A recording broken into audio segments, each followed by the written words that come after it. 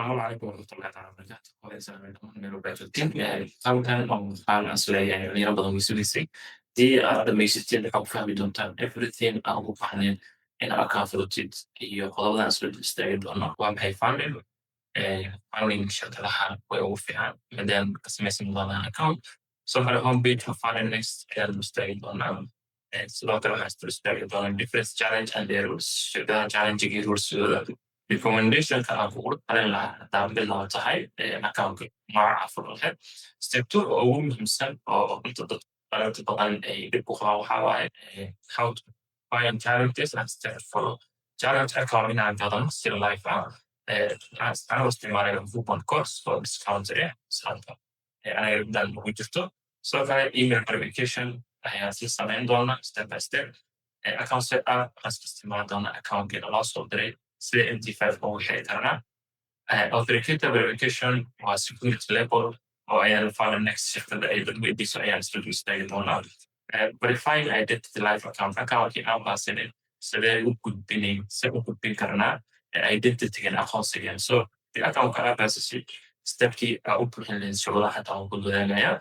Marka waa laba step ugu hore waa sharaxaad waxay tahay fundingka iyo muhiimadiisa. Step two inaan account si live ah u galano iyo shuruudihii aan maray lahayn. Dadkan muuqaalkan wuu yara dheeryahay laakiin inta qodob oo ku jirto waa mid aad rabbi inaad si fiican u dulmartid. So muuqaalka istaafay step ilaa dhammaad si fiican u dhegeyso. Waayo waa wax walbo oo qof u baahnaa inuu maro ayaan ku sharxay muhiimada funding leedahay. So kahor intaanan funding next aadin qaybta waa qaybteena Discord-ka haddii ay imaadid waxaad kartaa qayb ay qoratay brokerka waa funding oo coupon code isticmaali lahayd markii la gaaro account functionada. Coupon code-kan waxaa u qoran WestFX wuxuuna ku siin doonaa 20% return. Haddii account aad baasasay lacagtaada waxaa lagu soo raacin doonaa 20%. So haddii aad account gadatid waxaa lagu soo raacin doonaa lacag dheeraad ah oo accountkaa lagu leeyahay oo lagugu hambalyeelay. Haddii aad isticmaashid marka meesha coupon code-ka WestFX oo linkigana aad ka raaci kartid haddii aad Discord-ka ku jirtid qaybta brokerkiima linka wuxuu geynayaa homepage. So si automatic ah wuxuu geynayaa homepage-ka funding next. So inta ayaan kasii gudbi doonaa sharaxaada funding shirkada iyo muhiimada ay leedahay. So labada nidaam ayaa samayn kartaa. Haddii aad YouTube-ka ka daawanaysidna qaybta linka wuxuu yaalaa qaybta description-ka. Muhiimada aan coupon code-kan oo bixinayna waa hal mid un inay dhalinyarta lacag faa'iido dheeraada ay helaan. So that's marka danta noogu jirto waxay tahay keliya haddii laba goor account aad furanaysid make sure waa inaad tillaabooyinkaas aad raacdaa si aad percentage-ka 20% aad ritaan u heshid oo coupon code-ka. Waxaan sida loo geeyay waxaan ku baran doonaa qaybteena xigta oo aan ku samayn doonaa account set-up-ka. So muuqaalkan iyo daawasho wanaagsan. Shirkadaha marka funding-ka ah oo as leeyahay iskaga wada eegyihiin shuruudaha dhammaantooda in yaroo kala duwanaansha ah policy ama ahane inta kale iskaga eegyihiin. Marka shirkadani waxaa laga leeyahay Dubai shirkadaas leeyahay oo ku habboon tahay inuu accountkiisa ka furto iyo waxyaabaha ay samaysay iska dul istaagi doonaan. Ayada waxay ku ogashahay up to 95% inaad share lahaantid performance reward-kaaga up to 300k account ayaad ka furan kartaa oo simultaneous ah. Simultaneous waxaa waaye waa account oo markaa loogu talagalay in adiga uu tijaabiyo 24 hours guarantee payout. Make sure taas mar waxay kasi doonaa mar alla markaan verification-ka aniga aan buuxinayay iyo reward-kii iyo waqti u dhexeeyay ay igu siiyeen qaybta MT5-ka ayaan ka hadli doonaa. Waa 24 hours guarantee inay ku siinayaan payout haddaad ka dalbatid. No time limit wax shuruud oo lagugu xiraayo oo lagu leeyahay muddada waa muddada inaa account ku baasisid kuma jirto. Waqtigaaga inta kugu filan as leedahay ayaad qaadan kartaa. So marka inta waxyaabaha ugu badan ay badnaa total reward ay bixisay waxaa ka mid ah 228 milyan ku dhawaad ah. Reward traders waxay gaarayaan ilaa 84,000 oo adduunka worldwide. Then funding accounts shirkadaha challenge laga gatay oo almost 327,000. taas waxaad dareemi kartaa marka shirkada inay tahay shirkadaha topka ah ugu fiican marka qofku account ka furan karo. Waxayna bixisaa futureska iyo CFD-ga anaga badnaa CFD-ga ayaa badnaa waqti siinaa oo ay forex trade ayaanay qofkii future-ka raba inuu ka tiragelay naftigiisa account oo heli karaa. qaybtan dashboardkeeda wuxuu leeyahay login qofkaan account hore u lahayn register form samayn doonaa waa isla samayn doonaa sidoo kale become a partner waxaa noqon kartaa qof ayaga markaa la shaqeeya oo shirkadooda promotion siiya oo sida then questionadii iyo waxyaabihii marka adiga muhiimku ay understand kartaa key highlightska 15% performance were challenge boqolkiiba 15 ay horta kugu leeyihiin laakiin ilaa waxaad gaari kartaa boqolkiiba 95 inaad rewardka adiga aan ahaatid taasina waa nidaamo ayaga ay badnaa ay dadkooda trading ay kusoo jiitaan daily news trading wax news ah oo adiga lagu diidayo inaad restrict lagaa siinayo ma jirto xilligaa doonto trade ay qaadan kartaa competitive spreadkooda iyo leveragekooda aad iyo aad ayuu macquul u yahay account waxaad hadduu kaa gubto reset waxaa ku samaysan kartaa discount ah accountka hadduu kaa gubto shuruudii aad dib ugu dhacdid ama wixii ku suurtageli waayaan waxaad samaysan kartaa reset monthly competition ayay qabtaan bilah oo ay markaa qofkii ilaa number ilaa tira ay rabaan qofkii soo galo ay ku siinayaan abaalmarin okay waxyaabaha paymentga aad ku bixin kartid intooda ugu badan oba adduunka payment walbo la isticmaalo oo digital ah way leeyihiin inta ayaad ka akhrisan kartaa hadba kii adiga asleedahay waa ku bixin kartaa ayaad ku bixin kartaa waxay isticmaalaan first trading platform trading platformyada lagu shaqeeyo sell buy positionka laga furo MT5 iyo MT4 then ctrader then mytrader kan haddii aad America joogtid waa midka adiga ay recommendation kugu siinayaan sababta MT5ka kugu shaqeynaa trading America then ctrader kan asla lamid so intaan dhan waa shirkad application form ah oo qofka la rabo madbaxadku ka dooran karo si fahmi karo so mytraderka waa nidaam ka baxsan MT5 iyo MT4 qaab ugu shaqeeyo waa shirkado kala duwan platformyada ani badna MT5 ka isticmaala hadii Africa aad joogtid MT4 iyo MT5 kaasku hal company ctraders kaga uu kala duwan yahay then mytraderka asigana waa dadkan Europe badna qeyb ka mid ah iyo dadka America jooga ayaa isticmaala platformkaas markaa samey okay haddaba qaybta aan imaano challenging best plan waxaa waaye dadka adiga kugu haman ayaa dooran kartaa oo ah stella step 2 stella stella light instant stella iyo instant so mid walbo nidaam gooni ayuu leeyahay sidiisa u dul istaagayna waxaan ku hormari doonaa midkan stella 2 step ah okay waa nidaam adiga oo accountadooda ilaa halkan ayaad akhrisan kartaa mid walbo account size waa awoodda accountkaaga arabtid way kala sareeyaan wayna kala weyn yihiin waxaa ugu horeeya markaad joogto stella 2 step waa 6k waxaa ku xiga account 15,000 account 25,000 account 50,000 account 100,000 marba midkuu ka wen yahay fiigiisa lacagta lagu instagareynayo way ka badan tahay midka 60,000 iyo midka 20,000 isku lacag maahan lacago mid walba midkuu lacag ka lacag badan yahay ayuu accountkana markaa faa'iidayso saarkiisu kaga badan yahay qodob marka aan inaad istaago waxaa waaye shuruudahan halkan ku qoran okay 15% performance rewardka horta waxaa waaye mar walbo waxaa la yidhahdaa haddii account aa qaadatid waxa ayga badnaa ay kaa qaadanayaan oo 15% I think 85 faa'iida soo saartada iskale sidoo kale mar alla marka accountka baasisidna lacagtan adiga aad ku register garaysay oo $59 ah waa ay kuu soo celinayaan waxay kugu soo shubaan lacagta meesha aad ka dartay bankan haddaad ka dartay bankankaasi ku soo celinaya so mis waxaa ka garan kartaa anytime accountadan shuruudihii nidaamkii ruy aad baasisid lacagtaas way kugu soo celinayaan phase 1 waxa la yidhaahdo for profit target iyo phase 2 profit target ayay leeyihiin haddii aad qaadatid account 6,000 ah iyo account 100,000 ah account 200,000 ah horta wax la fiiriyo waxaa waaye percentage calculation okay profit faceka koowaad oo aad rabo inaad accountkaa ku dartid waxaad haysataa 6,000 account okay qaybta risk managementga kaga hadlay sida loo calculate gareeyo riskiga laakiin waxaan rabaa inaan ka hadlo keliya adiga inta lacag lagaaga baahiya sideed u garan kartaa tusaale ahaan account 6,000 haddaa qaadatid wax lagaa rabo waxay tahay inaad ku dartid waxa la yidhaahdo 8% profit target phase 1 waa wejiga koowaad mar alla markii accountka aad gadatid email aa kusoo dhacayo login criteria ayaa kusoo dhacayso loginkaasaad platformkaad geysanaysaa wax lagaa rabo waxay tahay 8% rule okay waxaad qaadataa 6,000 okay waxaad ka fiirisaa meeqaa 8% ka tahay 60 so lacagta kusoo baxday 8%gaasi ayaad ku daraysaa lacag ahaan adaa lagaa raba marka inaad calculate garaysid sida loo calculate gareeyo taleefankaaga soo qaadan kartaa waxa ugu horeeya aad samayn kartid waxaa waaye haddii 6,000 oo account uu yahay oo 6,000 oo dollar account uu yahay and 100% okay and 100% what about waxaa leedahay marka 80% meeqay noqon kartaa okay waxay noqon kartaa 80% so taleefankaaga waxaa samaysaa marka cross multiplication waxaad soo qaadanaysaa 6,000 xisaab walba oo percentage ah sidan ayaa u xisaabi kartaa haddaan taleefan haysan haddaan then boqolka hoos geenaysaa boqolka ayaad geenaysaa waxaad ku dhufanaysaa marka 8 waxaa isla baxaya marka eberkan iyo eberkan then eberkan iyo eberkan isla baxaayo marka 8 haddii 6 lagu dhufto meeqay noqonaysaa so 8% waxay noqonaysaa marka wax lagaa rabo aad $480 inaad ku dartid wejiga koowaad okay so nidaam walba oo halkan ku qoran oo wax adiga laho intaadan account furan inaad ogaatid so 6,000 8% waxay ka tahay 480 okay phase 2 ayaad u imaanaysaa waxaad ku daraysaa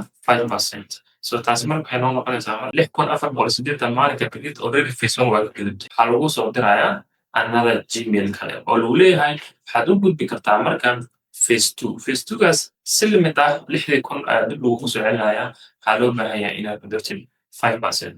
5%gaas marka meequu noqonayaa boqolkiiba 6,000 haddana si lamid ah sidaa u xisaabaysaa 5% waxay noqon kartaa 6,000 hadday tahay 6,000 hadday tahay 100% so waxaa u qaybinaynaa boqol 0 then 6 times waxay noqonaysaa marka $300 so total koodii phase 1 waxaa ku dartay $480 ayaa ku dartay so phase 2 waxaa ku dartay $300 so meesha waxay isku noqonaysaa marka lacag 780 laga rabo inaad ku dirtid accountkan 6,000 ayaa lagu leeyahay maadaama wejigii labadii phase aad gudatay now waxaad diyaar u tahay wixii hadda kadib aad samaysid inaad adiga leedahay taasoo marka lagu weydiinayo marka verification oo ah shardiga oo lagu weydiinayo sharciga aa wadankaas ku joogtid lagu leeyahay aqoonsigaaga noo soo dir marna marka aqoonsiga ay ka aqbalaan shuruudihii aqoonsiga aad bixisid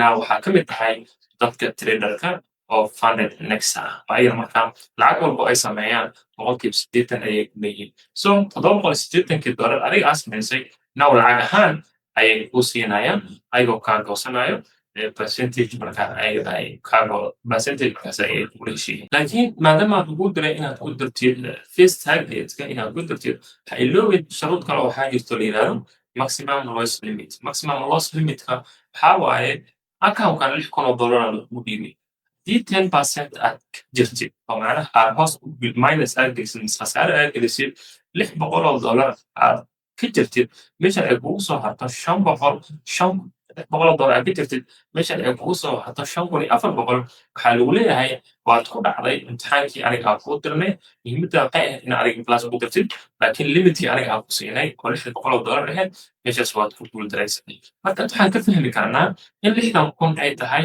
mid oo virtual ah oo anaga markaan anficaynin waxna anfacayo oo meeshan aan ka qaadan karna xisaabta waxay tahay in la siiyey $600 awooddeeda lana la rabo inaan ku darno $780 which means meesha waxaad ka fahmi kartaa marka anoo 600 awooddeeda bes haysto in haddana laga rabo inaan ku daro 780 that's why marka 100% ka badan ee profit ah ayaa laga rabaa accountkaas inaad ku dartid so dadka waxyaaba marka meesha ku jira waxaa waa inaad fahamtid psychology ah 6,000 adiga unbay u tahay ixtiraam maahane sida saxda ah waxaad haysataa $600 so taas waa inaad fahantaa okay markii laga soo tago maximum losska waa midda total ku gelay in accountkaa ka gosid laakiin waxaa jirta wax kaloo la yidhahdo daily loss limit maalin tirin 24 hours gudaheeda haddii accountkan aad ka jirtid 5% u dhiganta $300 waxaa lagu leeyahay haddana shuruudii waa ku dhacday so mar walba waxaa lagaa rabaa markaan percentage risk calculation oo aan kaga hadlay risk management inaad mar walba isticmaashid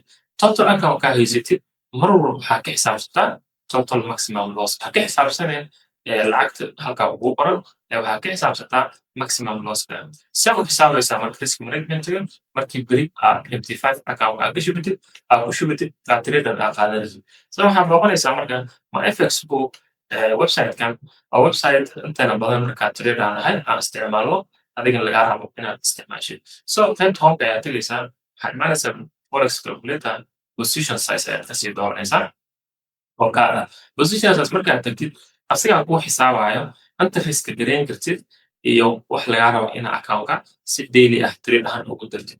Tusaale ahaan halkan 6 kun ayaa qaaday, account size halkaa kugu qoran ayaa lagaa rabaa inaad halkan gelisid. Halkan waa lacagta aad trade gareynaysid, halkanna waa USD-da ku ahaato. So account size-ka waa kan. Account size-ka xagee kasoo cabirayna si macay dhigeyso. Waxaad kasoo cabiraysaa maximum loss always maximum loss ka soo cabiraysa $600 hadduu 15,000 yahayna waxaad ka soo cabiraysaa maximum loss 1,500 hadduu 25,000 aad qaadatayna waxaad ka soo cabiraysaa 2,500 waayo sababtoo ah sida saxda ah inta lagu ogolyahay lacag ahaan intan ah kuwan halkan kugu qoran waa keliya tirada oo markaa adiga la rabin inaad ku xisaabtantid tirada la rabo inaad ku xisaabtantid waa awoodda ayaga ay kugu xadmiyeen ay ku dhaheen intan ka badan account-ka kuma gubi kartid ayaa la rabaa mar walbo inaad ka xisaabsatid. Okay, tusaale waxaan ka qaadanaynaa marka account 15k ayaa qaadatay oo challenge ah, $119 aa bixisay. Phase 1 waa 8% ku daraarmay, phase 2 5% ku daraarmay sida loo xisaabtamo kuusoo sheegay. Okay, maximum loss-kaaga mar walba adiga ku ah account-ka saxda ah la rabo inaad ka xisaabtid alaab daliil waxaad iska gareynaysid. So 1,500 ayaa qaadanaysaa waxaad geynaysaa halkan waxaad leedahay awood waxaan haystaa 1,500 ah. Okay, risk ratio-geena halkan waxaan kusoo barateen waxaan kusoo barateen risk management then 3% na mar walba lagaa rabo inaad risk gareysid.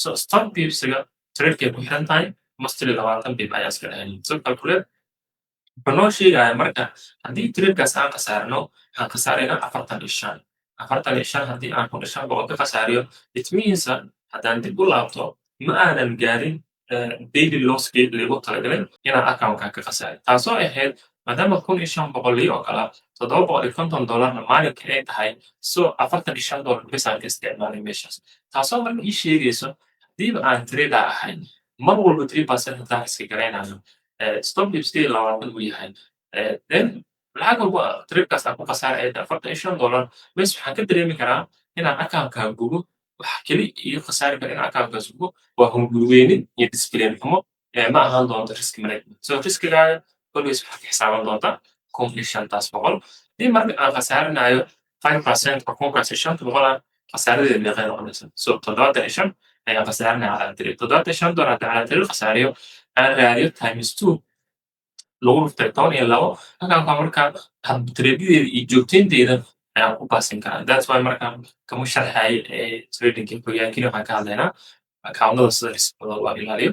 Haddii marka aad u baahan tahay inaad trader live la qaadatid trade-yaha maalinlaha aad la joogtaysid waxaan leenahay qaybteena Discord-ka ayaad kusoo biiri kartaa qaybtaas oo aan live kasoo galno community chat-ka mise member chat-ka. So tani keliya waxaan ku sharxaynaa qofka la rabo markuu account qaato wax la rabo inuu ku xisaabtamo. Okay. Okay, haddaba marka waxaan isla fahnay marka maximum loss-ka inuu mar walba noo yahay xisaabta saxda ah inaad ku xisaabto. Daily loss-ka marka mar walbo maba gaari karno awood aan $750 hal maalin taasi waa khamaar ma ahan qofka trader-ka saxda ah inuu sidaa sameeyo. So account walbo meeshan ku jiro nidaam noocaas ah ayaad u ilaalinaysaa. Aniga waxaana sharxaada ku socotaa Stellar 2 step markii qaado.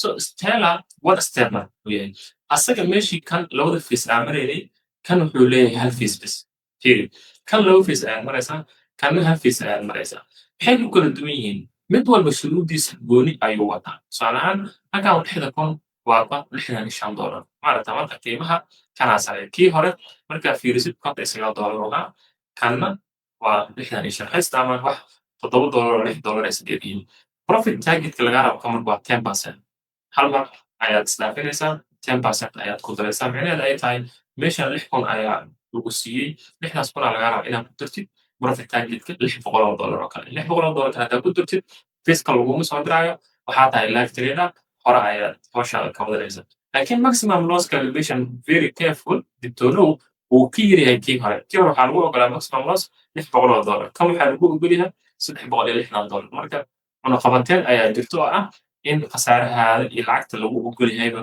inay tahay lacag aad u yar. So halkan 15,000 haddaad 500 lagu ogolaa hadda waxaa lagu ogol yahay $900 soo ma aragtaa marka waxa la raba inaad ku xisaabtantid waa sidaan kuu sheegay mar walba waa maximum losska so haddii one step standard challenge aa qaadatid waxaa fiirinaysaa marka haddii account walba aa qaadanaysid keliya soo raac 10% soo raac halkaa ka fiiri midka account saxda ah haysatid halkaa ayaa ka qaadanaysaa oo ah $1500 tusaalaan waa $25,000 $900 waa $15,000 so waxaan qaadanayaa tusaale ahaan waxaan leeyahay $900 ayaa ii ah awoodda aan haysto account one step ah oo 15,000 ah markii account 15,000 one step aan maraayo awooddiis waa $900 sababtoo ah maximumkaan kasoo qaaday ratioga aan iska garanaa trade let us say 3% stop dibsiga 25 iskale soo calculate that's why marka $27 ayaa lagu ogol yahay tirakaas inaad ku khasaarsid adoo isticmaalaya sizingkaagu yahay 0.11 haddii aadan sizingkii iyo aadan aqoonin account topic weyn aan kaga hadlaa jiro oo risk management ah sax soconaya kaasi soo daawo please okay marka haddii aan usoo laabano daily loss marka kuma dhawaanayo oo aad ayaan ugu hooseynaa mar walba daily losskayga inaan gaaro macquul maahan keliya waxaan raba inaan ilaaliyo waa 3% gaas aan trade ku qaadana okay taasi waa one stellarlight ayadana waa labo fees ayaa maraysa so tanaa marka kulli ka raqiisan oo tan waxay leedahay 5,000 waxay leedahay 10,000 25,000 marka mid walba adiga aad dooratid xadba rumsigeeda uu kala duwan yahay iska ilaali ha isku khaldin stellarlightka shuruud uu leeyahay iyo stellar 2 shuruud uu leeyahay isku khaldin way kala lacag badan yihiin way kala raqiisan yihiin way kalana shuruud kala duwan yihiin waxaa rabaa inaad iska fiirisid mar walba accountkaa qaadanaysid maximum losskiis waa ku celcelinaya aniga saxiix qabo okay marka waa u gudbaynaa news trading horta news trading mar walba waa lagu ogol yahay calaamada tigta waxaa ka garanaysa marka hadduu news soo baxay hadduusan soo bixin anytime waa trade garan kartaa wax lagugu qabsanayo maaha performance reward upto waxaa gaari kartaa 95% inaad adiga awood u lahaatid faa'iidada so joogteyntaada maximum trading days waa inaad fahantid ayadana shuruudaha kulli ay ka saman yihiin waa 5 days waa 5 beri kiyar inaadan account u baasin karin minimum okay sababta haddii 5 beri kiyar account aa ku baasi labadii wajib aa baas waxaa kuleeyahay waa qanaartantay so shuruudan ayaa jirsay so isku day haddii xitaa aad isku daysid inaad account isbuuc gudihiis aa labada facebook ku baasisid misalkiis aa ku baasisid aysan ka yaraanin hal sabab at least terabyada haddaad riski qaadanayso isleeda account kasa baasay so inaad riski qaataan ama make sure 5 beri kiyar aa ku baaseen haddii kale way kugu qabsanayaan first withdrawal mar walba waxay xirantahay 27 beri gudahood ayaad ku helaysaa laakiin meelo ayaa jirto aan laga badashin karo refundable fee mar walba haddii aad account kaaga baasisid lacagtaadi way kusoo laabanaysaa sidii ay aad ku qaadantay account waxaan ku xigo intaan hore u gudbin wax la yidhahdo stellar instant so tani waa price drop to tabarta waa inta badan dhalinyarteeda ee community waxaan dhahaa tani qofkii qaadan kara waa qof markaa challenge ka wareeganayo oo challenge barabin accountkaad fix garanaysaa waxaad qaadanaysaa keliya toos verification ayaad aadaysaa aqoonsigaaga u gudbinaysaa then wax marka face lagu diray malahan horaad ka trade garayn kartaa laakiin ogow lacagta laga iibinayo zaid ay qaali u tahay sababtoo markaa fiirisid account 10,000 ayaad waxaa ku gadaysaa $299 $300 ayaa 10,000 ku gadanaysa laakiin awoodda lagu siiyey waa $600 it means lacag alla lacagtii fee aa ku bixisid ayaa lagu times gareynaya double lagaga dhigaya tusaale ahaan daily loss ma lahan okay maximum loss limit type trading ay ku xiran tahay news trading okay waaye weekend holding okay waaye performance rewardka ilaa 80% ay share leedahay on demand reward waaye then ilaa consistency rule waxaa la ma jiraan consistency rule wax ma aha sa u sameyn weyse maxaasada u joogteedas lagu dhahay ma jiraan saarta u tiri karin kartaa lot weyn lot yar just okay refundable fee ma jiro ama haddii aad lacagtaad bixisay wax lagu soo celinaya ma jirto reset application waa lagu ogolyahay haddii aad okay meesha marka waxaan ka fahmi karnaa haddii aadan challenge rabin aanad inaa hor trade ka dhaqatid ogow lacagta meesha hadda waa $9.9 waa wax $60 ah $60 lagu siina awood $120 so lacagtaa deposit garaysay multiple 2 ayaa lagu dhahaya which means dadka real brokerka furtaan oo toos broker lacagtooda ku shubtaan kuwa ayaa faa'iido badan sababtoo ah lacag walba aad ku shubatid wajitaankeeda lagu siinaya lacagta waxaa xisaab sababtoo ah kuwani waa just numbers oo adiga kuma matalaan wax ku matala waxaa waaye lacagtaad bixinaysid iyo awoodda lagu ogol yahay inaad mar walba khasaarisid mar walba qofka trader qofka challenge gadanayo xisaabta isku dhufsanaysid mar walba ha ahaato lacagtaa bixinaysid iyo maximum losskaaga isku fiirsadaa intaas. So then daily loss limit ma jiro, daily loss ma jiro, laakiin waxaa jiro max loss. Haddii aad account aad khasaarisid 120 kun, 200 haddaa khasaarisid, $600 haddaa khasaarid, sida awooddii lagu siiyey haddii aad gaarsid training waad ku dhacaysaa. Sababtoo xisaabtii meesha lagugu qoray haddaad ka hoos martid account-ka 20 kun percent wax micnaha wuu kaa gubanayaa. So I think inta ugu badan waa sharaxaadii aan ku bixin karo waa sharxay. So hadda waxaan isku dayaynaa marka sida account loo furtaa, sideena loo process gareeyaa. Okay, markaa ugu dhufatid how to open account intaan aan gaarin, waxaan rabaa inaan hal talo ku darsado oo ah topic-yadii difference challenge and rules aan sharxnay, recommendation aan saxiixina inaan sharxayaan rabaa oo ah qofka beginner-ka account-kee ku habboon inuu furto. Ani ahaan markaan qofka account furanayo horta qofka waxay ku xiran tahay jeebkiisa. Dad isku shaqo maahan, dad isku xaalad maahan, dad isku lacag maahan, dadka isku riyo maaha, isku hami maaha. Qof walba waxay ku xiran tahay haddaad bilow tahay tijaabo oo aniga waxaan ku dhihi lahaa inaad naftaada gaarsiisid as small as account-ka sida ugu yaraan. At least 25 kun ka badan inaadan aadin. 25 kun, 10 kun ilaa 5 kun u dhexeeya. Haddaad bilowdo istijaabi, 25 kun isku tijaabi. Haddii aad 25 kun shuruudihii siday tahay u dhamaystirtid, kan 50 kun waa hubaa inaad ka bixi kartid, kan 100 kun waa ka bixi kartaa. So shuruudda 5 kun lagu baasiyo iyo shuruudda 200 kun lagu baasiyo waa same. Kaliya waxaa badan awoodda lacagta lagu siiyey iyo awoodda adiga markaa lacagta aad qaadatay baa badan maahane. Laakiin qofkii trader ah rules-kii 5 kun uu ku baasiyey, rules-kaas 200 uu ku baasin karaa. Qofka 200 kun baasiya wuu ka awood badan yahay kan 5 kun. Yes, waa la ogyahay, laakiin rules-kii iyo shuruuddii aqoonta waa isla system-kii, waa isla 8%-gii, isla 4%. Waxba kuma kala duwan. Soo aragtid 8% aa laga rabaa this one, this 2, 4% aa laga rabaa. Hana limit, hana limit, hana limit, hana limit. Marka mid walbo lot size-ka iyo waxaa ku mar walba advantage-ka qofka account weyn ka haysto oo faa'iido qabo waxaa waaye mar walba lot size-kiisa weyn oo lacagtu marka xajmiga uu ku galayaa weyn maahane.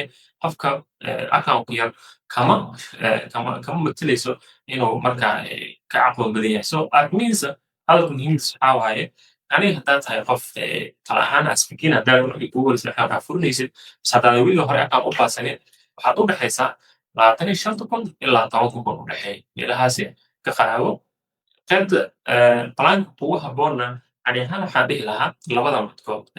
Step 1 qaado waa okay, Stella Light labada midkood qaado kuwaasaan kugu habboon. Step 2 kan at least xogaha wuu adag yahay wuuna ka dhib badan yahay labada. Kan waana raqiisan yahay, kanna hal step waaye. So instantly haddaa qaadatidna it's okay. Okay, ma xumo waxay limit tahay adigoo account broker aad lacagtaada ku shubtay. Waxaan ka qaadanaynaa hal step by step sida loo raaco get the plan. Marka halkan ayaan kasii wadaynaa qaybta telefoonka ayaan isleeyahay dad badan oo isticmaalaan. Marka waxaan ku rufinaa start challenge kadib waxaan ka dooran doonaa Stella Light-ka ayaa noo raqiisan. Waxaan tijaabinaynaa marka mid 5 kun ah sida caadi loo furo. Account kale oo ii furan yihiin marka Gmail cusub ayaan rabaa step-yada ka maraysa inaan idin kula wadaago. So waxaan kusii rufinaa get plan. Halkan option-kan marka haysatid waxaad ka dooranaysaa MT5-ka and then swap-ka. So marka trader-kaas dadka isticmaala waxaa waaye dadka America shirkadan platformada isticmaasha hore ugu soo sharaxnayba waa kuwaasi. Then qaybta lifetime-ka waxba kuma darsanayno. Qaybtii swap-kan ku daynayna ani ahaan haween trade ma baraysiyo. Trade session-ka qata ayaan ku ilaaliyaa. Then I agree das aan kusii dhufanayna. Then get started. Waxaad gelinaysaa email-kaaga. Then email waxaan gelinaynaa aanan hore aniga aan isticmaalin. So kaas ayaan isla gelin doonaa. Then marka email-ka geliyo wuxuu keenayaa homepage-kan. Homepage-kan waa required information. Waxyaabaha rabo inaad iska ilaalisid waxaa waaye qoraal yar ayaa waxaa jiro ku dhex qoran qaybta wax ku qoraysid oo ah as per government ID. Magacan halkan aad gelinaysid iyo nidaamkan halkan aad gelinaysid waa sharciga beri aad buuxinaysid markaad trader noqotid ay ka akhrisan doonaan. So iska ilaali inaad qaladid leetarada. Okay, aniga aan hadda waa Mohammed. Then last name-ka waa Isaac. So ayaad ku gelinaysaa tusaale ahaan gender, make sure inaad iska fiirisid male, then date of birth waxaa soo hormarinaysaa maalinta, then bisha, then sanadka. Date of birth-kan waa kan sharciga ku qoran. So iska ilaali inaad khaldan aad gelisid. Then waxaan leenahay maalinta 5 then October then sanadka then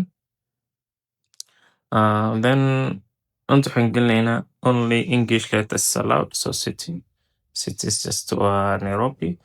Then country waxaa ka soconaysaa meeshooda. So Kenya waa tan. So Kenya city Nairobi emailka hore usoo gelisay then numberkaa ku xijinaysaa then password aadan ilooweynin sameyso iska macquulsan.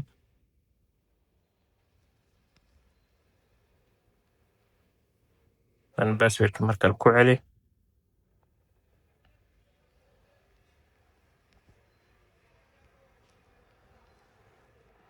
then qeybahan waa inaad doorataa saddexdaba. then waxaan leenahay next. So OTP sent successfully. So waxaa la dirayaa number code oo emailkaaga lagu diraa. So emailka ayaa isoo dhacay. So emailkan ku dhufanayaa. Then waxaan soo qaadanaya OTP-gan copy. Then waxaan ku paste gareynayaa qeybta ay dhaheen inaan geliyo qeybtaas.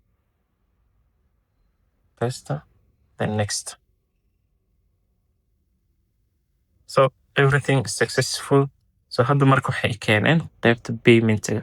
So haddii aad Soomaali joogtid Premier Bank mase Wafi card waxaad doonta aa haysatid waxaad badnaa dooranaysa international cards meesha ku qoran tahay mase meeshan ay ku qoran tahay local cards.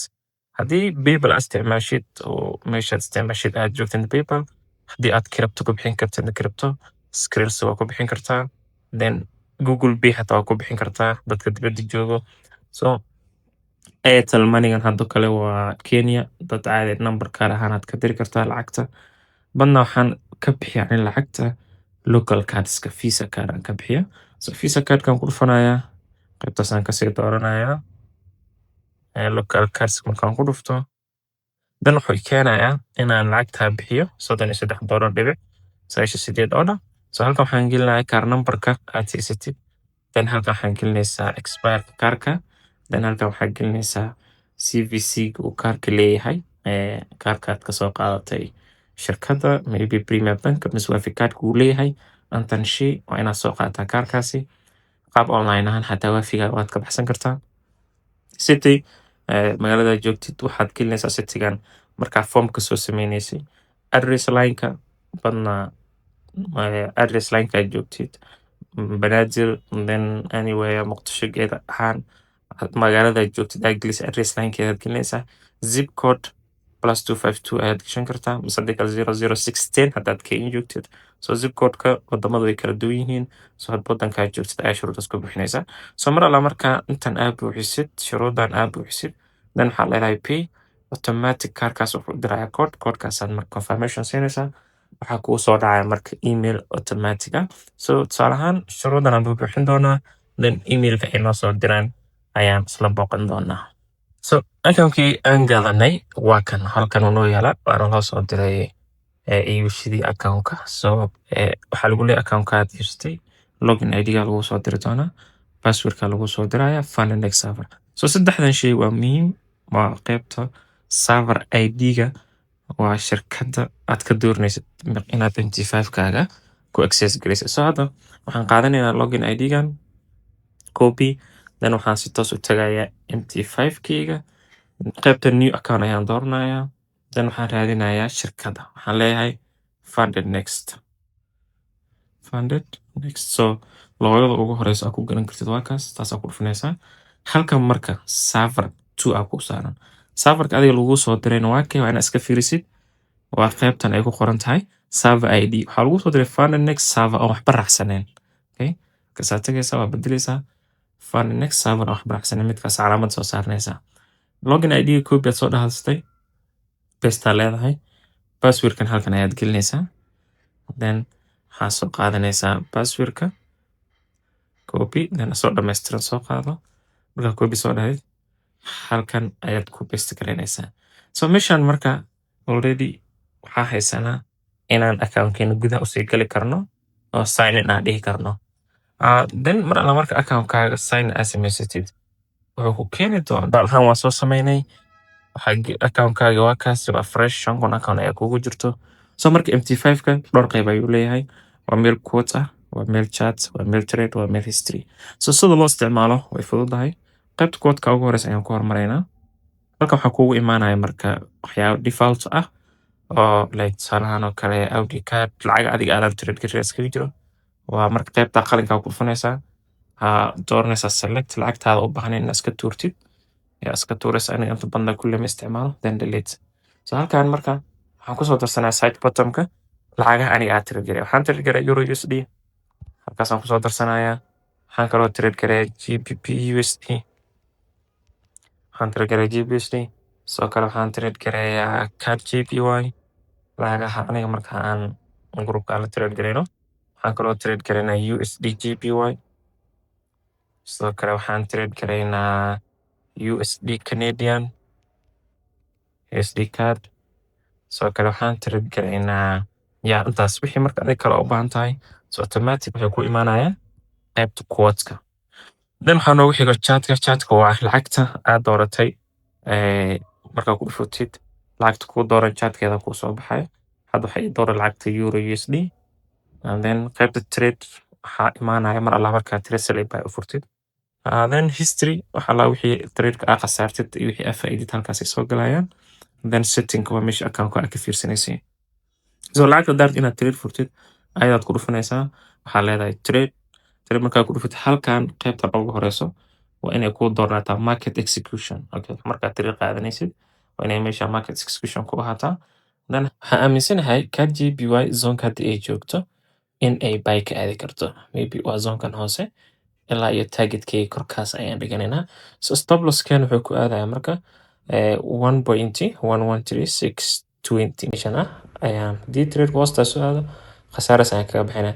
TP-gana korkaasi ay qoran tahay 114.610 meesha ayaan TP ka dhigan doonaa. So markaas la socono. So laba nidaam waa u furi karaa. Halkan badhanka oo arrow-ga ah waan ka furi karaa. Badhanka buy position-ka. So waxaan ku darsanayaa marka one tap button ah. So waxaan leeyahay CAD JPY maadaama ay buy aadayso lot size-kii waxaan ka dhiganaynaa 0.2. Okay.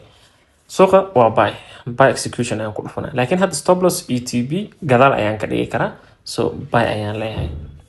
So wuxuu leeyahay ma ogashaa inaad half tap ka dhigitid yes accept then ku dhufo. So then waxaan leedahay mar labaad buy. Okay, already buy position waa ugu jira. So waxaa arkaysaa marka trade-ka inuu furan yahay arrow yar blue ah oo kuu sheega inaad u gashay suuqan buy 0.2.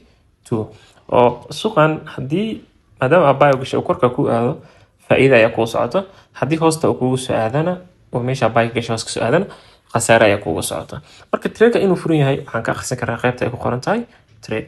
So now trade-kan laba position ayaa furnay. Laba mar ayaan dhagdhag siiyey. So badna iska ilaali markaad trade furaysid meeshaas inaad ku celcelisid. Okay, then waxaan rabaa labadan position inaan xiro. Okay, inaad xirtid as a trader professional markaa tahay trade-ka inaad xirtid waa khalad. Waxaa la rabaa keliya target-ka aad dhigatay inuu trade isku xiro. So waxaan ku dhufanayaa qaybta ay ku dhufan tahay si aan stop loss ETB usoo dhigto. Waxaan ku dhufanayaa qaybtan ay ku qoran tahay modify position. So modify position ka xulinayaa. So wax lot size aan gelin kara hadda halka ima taasho kaliya waxaan gelinayaa marka stop loss-kii. So waxaan ka dhigaynaa trade hadda aan sheegay 1.37 ah then waxaan dhahaynaa 65. Okay, 65 ayaan ka dhiganaynaa. Mase 43 iskale 43. Then TB waxaan ka dhiganaynaa target-ka kore 113 point tiradas tiraka koreyso 900. So modify. So now trade-ka koowaad markaa ku dhufatid waxaa arkaysaa qoraal ah meeshan inay qoran tahay stop loss ETB inay ku yeesho. Laakiin kan labaad haddaa ku dhufatid wax stop loss ah TB ku yaala marka ayadana salimid ah waa inaan ku xirno stop loss mis TB. TB waa faa'iido rabtid stop loss-kana waa khasaare. So kan salimid ah modify position aan ku dhufanayaa stop loss-ki isku mid ayaan kaga dhigayaa. Then intaan leeyahay maadaama uu ahaa dhigaya kan waxaan ka dhigayaa marka then 900 kaas kale then modify. So labadaba stop loss ETB waa dhigay. So trade-yadan ayaga automatic isku xiray. Adiga u baahnid inay xirtaas ka dogtoono. haddii aad marka trade-ka aad khasaare aad khalad kaa dhacay mise khalad aa kaa dhacay trade-kii gacantu kaaga dhacay midkaa furiis maana mid kale so asagaa ku dhufanaysaa meesha ay ku qoratay close position aad kusii dhufanaysaa dan waxaa lagu leeyahay close with a loss of $5 meesha maarata then aad kusii dhufanaysaa trade-kii automatic waa u sixiray xaguu aadaa marka wuxuu aadayaa history so you see history ayuu aadayaa nidaamka kale aad sell iyo buy aa ku furi kartid quote-ka ku laabanaynaa then card GP aan ku dhufanayaa halkaas trade aan dooranaya midda aan mostly isticmaalo waa tan sababtoo tan ayaa fiican tii hore laga yaabo inay gacanta dhowr mar kaaga dhacdo adoo ula jeeda inaa hal mar furtid so tan marka lot size halkaas aan ka bedelaynaa lot size halkaas aan ka bedelay automatic 0.2 aan ku celinaynaa normally sababtoo backtest aan sameey sababtoo tusaalaan sameynaynaa marka inaan khasaare badan aan galo account-ka aan khasaariyo then stop loss ayaan ku xirayaa stop loss keyga wuxuu noqonayaa marka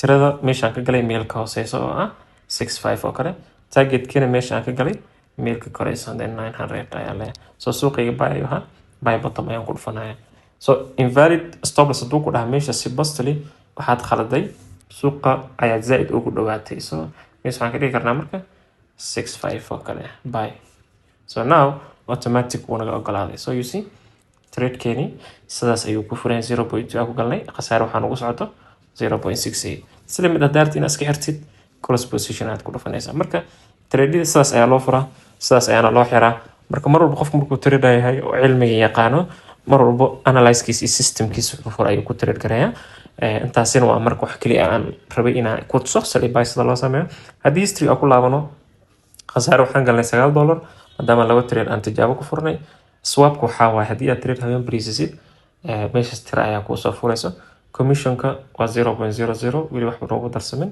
so swapka badnaa trade haddii habeen aad ka saxatid ay kugu soo dirsa marka iska ilaali inaad trade habeen bariisisid adoo account-kaaga swap ahaa waxaan buuxinaynaa identification Fundanex account 100k kii daraad ayaan waqti qurux badan siinay so waxaan jeclaan lahaa sida loo buuxiyo identification-kaaga haddii ID-ga gelinaysa ID-gayga waa qariyay sababta waxaa waaye privacy ID-ga waxaa idinka saaray qayb yar so qaybta hore ID-ga qaadaysa then wuxuu ku leeyahay qaybta kale u gedinaysaa then same way ID-ga sidii sawirka qaybta hore oo qaaday ayaa u qaado passport yahay passportka ay gelinaysaa haddii waxyaabo kale aad waddanka ku joogtay ay tahay waqtigaas ay gelinaysaa kadib wejigaaga gelinaysaa then wejigaaga wuxuu leeyahay tax selfie-gaas qaadanaya then selfie-ga haddii aad qaadatid hadda aad leedahay automatic email kuu soo dhici doono then every check aad martidna saas haddii wax kaa khaldan yihiin meeshan calaamad kuu soo saaray so already successful waaye